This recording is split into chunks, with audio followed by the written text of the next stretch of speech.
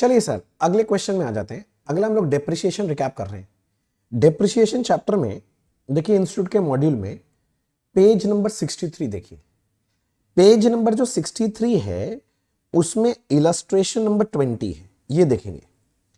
Page 63 illustration number 20, page 63 illustration number 20 अपने लोग ये देख रहे हैं सर।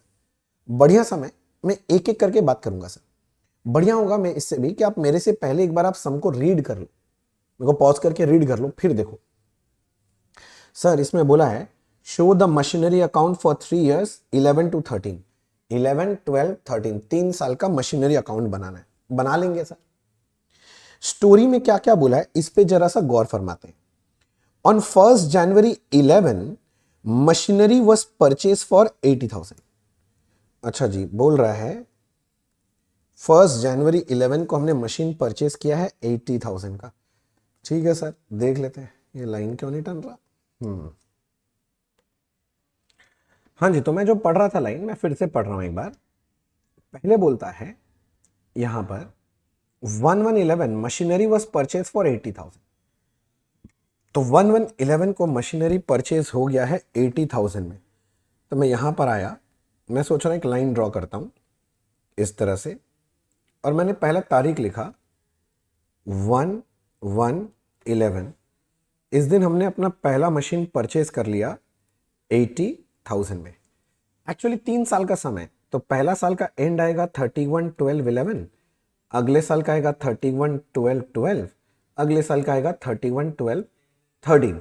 एक बार मैं पहले देख लेता हूं, स्टोरी देखना जरूरी है ना, क्या बोला है सब में। आगे क्या बोल रहा है, ये लाइन तो हो गया सर पहला।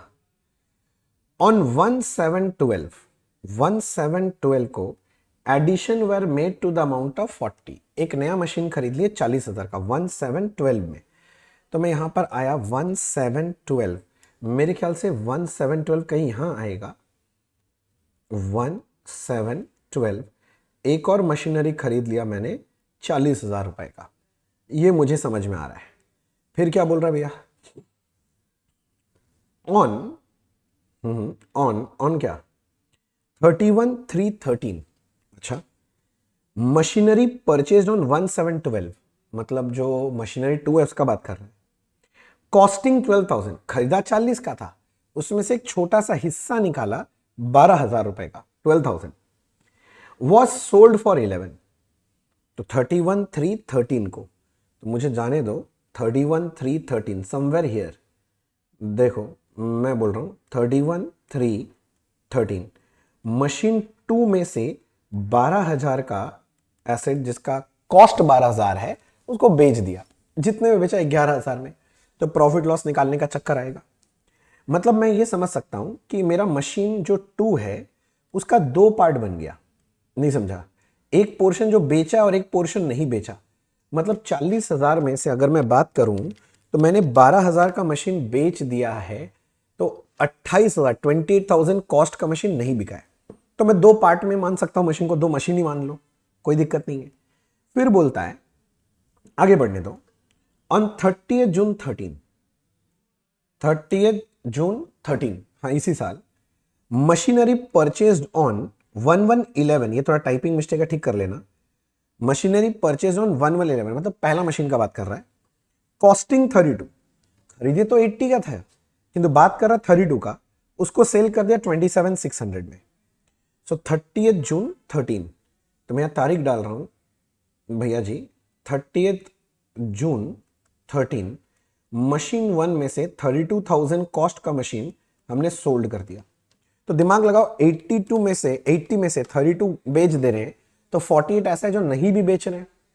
तो मैं मशीन 1 और मशीन 2 को 2-2 टुकड़ा में करूंगा, अनसोल्ड पोर्शन और सोल्ड पोर्शन कैलकुलेशन इजी रहेगा। अच्छा, फिर क्या बोल रहा है भैया, आगे देखने दो। On 1/10/13 additions were made to the amount of 20,000। 1/10/13, तो यहीं पर आएगा, इसके बाद ही आ जाएगा, ये रहा डेट, ये रहा, मैं यहां पर ऐसे डेट लगा देता हूं 1/10/13। हमने अपना तीसरा मशीन खरीद लिया सर। तीसरा मशीन कितने में खरीदा, तीसरा मशीन 20,000, तो 20,000 में परचेज कर लिया। तो मैं यहां लिख दिया 20,000 में परचेज हो गया। ठीक है सर। तो टोटल 3 मशीन है, जिसमें मशीन 1 का 2 हिस्सा करेंगे, मशीन 2 का 2 हिस्सा, ठीक है, जो बिक गया और जो नहीं बिका, ठीक है। डेप्रिसिएशन 10% पर एनम बोल रहा है। कौन सा मेथड? डिमिनिशिंग बैलेंस मेथड, मतलब WDV मेथड। तो इस सब में एक एक करके काम करना है। देखो मैं बोलता हूं ट्रांजैक्शन वाइज चलो, सबसे अच्छा है। सबसे पहले हमने मशीनरी खरीदा है, मशीन 1 80,000 का, 1 को। तो 1 को हमको जर्नल एंट्री करना पड़ेगा। समझो मैं यहां पर आता हूं, आपको दिखाता हूं सोल्यूशन में। मशीनरी में मैंने 1 को जर्नल एंट्री कर दिया, machinery account debit to bank 80,000, बस 80,000 का खरीद लिया। और सोच के देखो ड्यूरिंग द ईयर, क्या ये मेरा ड्यूरिंग द ईयर है, और कोई मशीन खरीदा या बेचा है क्या? नहीं। तो बस ईयर के एंड में इस एसेट पे क्या करना चाहिए? डेप्रिसिएशन। तो आप चाहो तो वर्किंग बना लो या डायरेक्टली कर लो, कोई दिक्कत नहीं है। डेप्रिसिएशन का रेट कितना परसेंट बोला था? 10%। आप लॉजिकली सोचोगे तो पूरे मशीन पे 80,000 पे 10%, यानी बाई डेप्रिसिएशन 8,000 होना चाहिए। और फिर बैलेंस करेंगे 72 आएगा, ये बैलेंस अगले दिन 1/1/12 को ब्रॉड डाउन भी होगा। अब चाहो तो देखो यहां चार्ट में बनाया हुआ है, देखो मशीन 1 को 2 पार्ट में तोड़ लिया हमने। मशीन 1 80,000 का खरीदा था, 1111 को 2 पार्ट में तोड़ लिया। एक पार्ट जो नहीं बिका 48, और एक पार्ट जो आगे जाके बिक जा रहा है 32। उसमें पहले साल का 10% डेप्रिसिएशन लगा दिया, ये देखो 4800 एंड 3200। और अगर ये डेप्रिसिएशन लगा दिया, आप चाहो तो इन दोनों को जोड़ के देखो, वही 8,000 ही आएगा। देखो लगा दिया, टोटल डेप्रिसिएशन पहले साल का कितना है? 8,000 का। और करने के बाद अगले दिन का WDV भी निकाल लिया मैंने, तोड़ तोड़ के कर लिया पहले इन्होंने, तो कैलकुलेशन देखने में आसानी हो रहा है। हो गया सर पहला साल। अब दूसरे साल में क्या हो रहा है मुझे जाके देखने दो। अब दूसरे साल ये रहा, दूसरे साल में हमने एक और खरीद लिया 40,000 का, 17 को। तो 17 को खरीदा 40,000 को, 17 को टू बैंक लिखना चाहिए मशीनरी अकाउंट में 40,000। तो मैं जा रहा हूं अपने मशीनरी अकाउंट में और वहां लिखा 17 को टू बैंक 40,000 का एक नया एसेट हो गया। और कोई एसेट तो खरीद बिक्री हुआ नहीं है। वैसे मशीन 2 का भी 2 टुकड़ा होना चाहिए, हाँ 28 एंड 12 करेक्ट, ठीक है। अगर आप मैं ऐसे ही सोचूं लॉजिकली, तो ये जो मेरा जो मशीन है ना, पहला मशीन, इसका ओपनिंग बैलेंस, इस पे फुल ईयर का डेप्रिसिएशन होना चाहिए। मतलब 72,000 के ऊपर 10%, यानी 7,200 का होना चाहिए। और ये जो 40,000 का खरीदा है, ये भी 10% करके 7, 8, 9, 10, 11, 12 6 महीने का डेप्रिसिएशन इस पे भी होना चाहिए, 2,000। तो टोटल मिला के 9,200 का डेप्रिसिएशन होना चाहिए। देखो 9,200 का है। और फिर इस बैलेंस को कैरी डाउन कर दो और इस बैलेंस को यहां ब्रॉड डाउन कर दो। देख लो सर ऊपर वर्किंग में समझा दोगे? हाँ लो ना, समझ लो ना, क्या दिक्कत है। सुनो अब क्या हुआ देखो, सबसे पहले हमने एक और नया मशीन परचेस किया, 17 को 2 पार्ट में तोड़ के लिखा क्योंकि आगे बिक रहा है। 28 जो नहीं बिकेगा, 12 जो बिकेगा, 2 पार्ट में तोड़ लिया। फिर इस साल का 10% डेप्रिसिएशन करेंगे, 43,200 का 10% आ गया, इसका 28,800 का 10% आ गया, 28,000 का 10% 6 महीने का डेप्रिसिएशन, 6 महीने का, और 12,000 पे भी 6 महीने का, और इन सबको प्लस किया, देखो वही फिगर आ गया 9,200। और फिर WDV निकाल के रख लिया 1113 का, हर एक एसेट का WDV मेरे पास रेडी है। सर ये तो ठीक लग रहा है, ठीक लग रहा है सर। अब मुझे आगे बढ़ने दो। तो 2 साल का हिसाब किताब हो गया। अब जैसे मैं आगे बढ़ा तो 31/3 को, इधर देखो 31/3 को जो सेकंड मशीन है, जिसमें से इसका कॉस्ट 12,000 नहीं था, उसको बेच दिया। तो 13 में जनवरी फरवरी मार्च 3 महीना यूज किए, तो 3 महीने का ब्रोकन पीरियड डेप्रिसिएशन होना चाहिए इस एसेट पे, और फिर बेचेंगे। तो सुनो ना, इधर देखो ये जो 12,000 वाला है ना, इसका कहानी चल रहा है। 1113 को 11,400 था, इस पे 3 महीने का डेप्रिसिएशन कर रहे हैं। कैलकुलेटर चलाओ ना, 11,400 इंटू 10% इंटू 3/12, देखो ये ब्रोकन पीरियड डेप्रिसिएशन 285 का आ गया। तो 11,400 में से 3 महीने का डेप्रिसिएशन आ गया, तो ये आ गया book value on the rate of sale, जिस दिन बेच रहे उस दिन का। और बेचे कितना में बोला है? 11,000 में, तो लिख दे 11,000 में। तो 11,115 का 11,000 में कम में बेचा, तो बाकी 115 का लॉस हो गया। तो जब भी एसेट बेचते हैं 3 स्टेप अकाउंटिंग होगा। पहला है ब्रोकन पीरियड डेप्रिसिएशन, जो कि है 285 का। दूसरा है सेल का एंट्री 11,000 बाई बैंक, और लॉस का बाई PL 115। देखते हैं ये लोग किया है कि नहीं किया है तीसरे साल में आके। देखो एक एक करके मैं दिखा रहा हूं सर। पहले डेप्रिसिएशन डाल दिया 285 का, ओहो ऐसे करते हैं 285 बाई डेप्रिसिएशन, बेचेगा 11,000 में, बाई बैंक 11,000 और बाई पीएल 115 लॉस उनसे बेच दिया सर एक पोर्शन। सर कोई दिक्कत का बात नहीं है। हाँ सर ठीक है, कोई दिक्कत का बात नहीं है। आगे चलो सर, अब आगे क्या बोल रहा है अपना सम का ये डायग्राम देखो सर। मैं अब यहां पहुंचा सर, फिर से 30 जून को जो पहला मशीन है उसका एक पार्ट जिसका कॉस्ट 32 है इसको बेच रहा हूं, तो प्रॉफिट लॉस चेक करना पड़ेगा। तो मैं उस वर्किंग में वापस चला गया आपके लिए कि आपको देखने में आसानी हो। तो ये जो एसेट था जो कॉस्टिंग 32 में खरीदा था, ठीक है ना, उसका लास्ट 1113 को क्या बैलेंस था 25,920, 25,920 इसको बेचने 30 जून को, जनवरी से जून 6 महीना, इस पे 6 महीने का डेप्रिसिएशन होगा।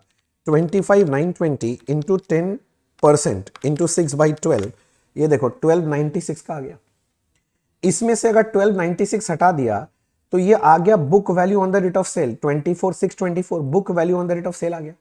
अब इसको बेचा कितना में था 26,700, तो सेल वैल्यू लिख दिया, ज्यादा में बेचा है तो डिफरेंस का फिगर प्रॉफिट आ गया। 3 स्टेप अकाउंटिंग होगा। पहला step broken period depreciation 1296 by depreciation, sale हो रहा है तो बाई बैंक 26,700, प्रॉफिट आएगा तो 2PL 2076। एक बार देख लेते हैं ये लोग किया है कि नहीं किया है। पहले ब्रोकिंग पीरियड डेप्रिसिएशन देखो, डेप्रिसिएशन 1296, फिर सेल किया बाई बैंक 26,700, फिर प्रॉफिट आया तो 2PL 2076। जैसे जैसे बोलता जाएगा बस वैसे वैसे करते जाओ, काम हो जाएगा सर। हाँ मैं तो हमेशा ये चार्ट इसलिए बना लेता हूं, आसान हो जाता है मेरे लिए। और फिर बोल रहा है सर 11013 को, इधर देखो 11013 को एक नया मशीन खरीद लिया, मशीन नंबर 3 20,000 में खरीद लिया, तो 110 को 2 बैंक 20,000 आना चाहिए। देखो जी मैं बताता हूं, इधर है देखो 2 बैंक, ठीक है ना, यहां लिखा नहीं है 11013 को 2 बैंक आएगा 20,000 रुपए का। बस अब क्या करना है, ईयर के एंड में रिमेनिंग एसेट्स पे डेप्रिसिएशन करना है।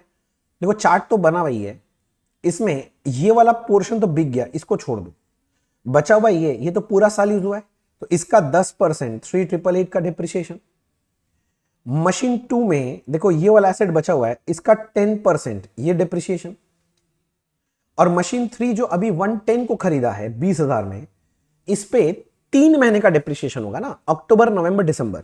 देखते हैं 20,000 पे 10% इंटू 3/12 500 का, ठीक ही है। अब ये तीनों डेप्रिसिएशन को जोड़ लीजिए तो टोटल डेप्रिसिएशन इस साल का मिल गया मेरे को 7048। अब मैं 7048 जाके यहां पर बाई डेप्रिसिएशन लिख दूंगा, 7048 हो गया और लास्ट में फाइनली बैलेंस कर दो, सम खत्म। ठीक है सर, आई होप आपको ये समझ में आ गया होगा। बढ़िया समय सर, अभी करते वक्त मजा आ रहा होगा। अगर आप खुद से एक बार लिख के करेंगे तो बहुत बढ़िया होगा। मेरा एडवाइस माने तो एक बार जरूर लिख के करना है सब। ठीक है सर, जरूरत पड़े तो पॉज करके एक बार पूरा रिवाइज कर लो, फिर अगला सम देखो।